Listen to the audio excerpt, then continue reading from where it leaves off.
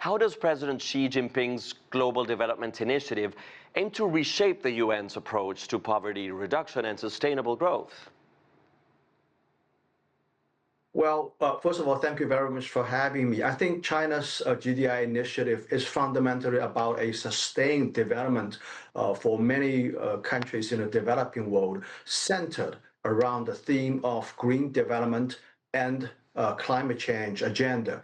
I think this cannot be forming a better contrast with the speech President Trump delivered yesterday, in which he bombasted the climate change agenda, calling it a hoax, and he talked about North America's Baby Joe initiative. I think this is such a different path for development, and this is just striking to see that currently at the United Nations, the major powers, particularly between China and the United States, and I would say many countries on the Chinese side, having a very different growth philosophy, the climate agenda philosophy moving forward, and this is very regrettable. But nevertheless, I think the climate agenda is upheld by many more countries, and this is going to continue.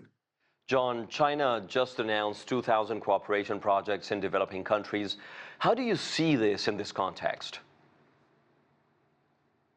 Well, I think this is a good initiative. It helps many other countries. I think the Chinese government characterizes as the global public good from China, and I think in a sense it is indeed the case.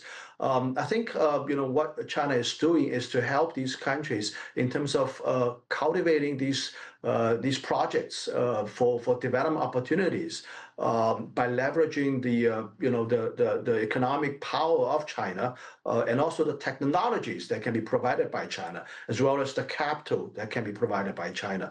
I think many developing countries need these kind of things. I think these international organizations should be functioning more than just a place for talking, but more importantly for doing concrete deeds in terms of helping these poor countries in a very concrete way. And John, which role do you think China sees for itself in upholding international humanitarian law, especially through the UN Security Council and the UN system?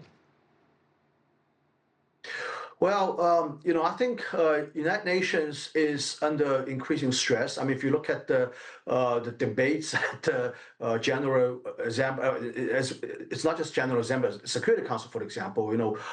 It's just a very deep level of division. Regarding the conflicts in Ukraine, regarding the incidents spreading into neighboring countries, regarding what's happening in Gaza.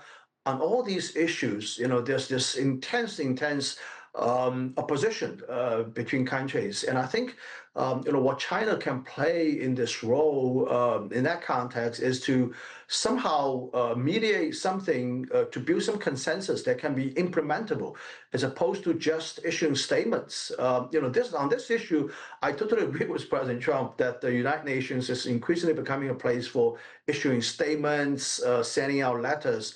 I think it should be a place where actions can take place, problems can be solved, and peace can indeed prevail. I think this UN reform should be heading towards, and hopefully we are moving in that direction. John Gong, thank you for your time and insights. Great having you.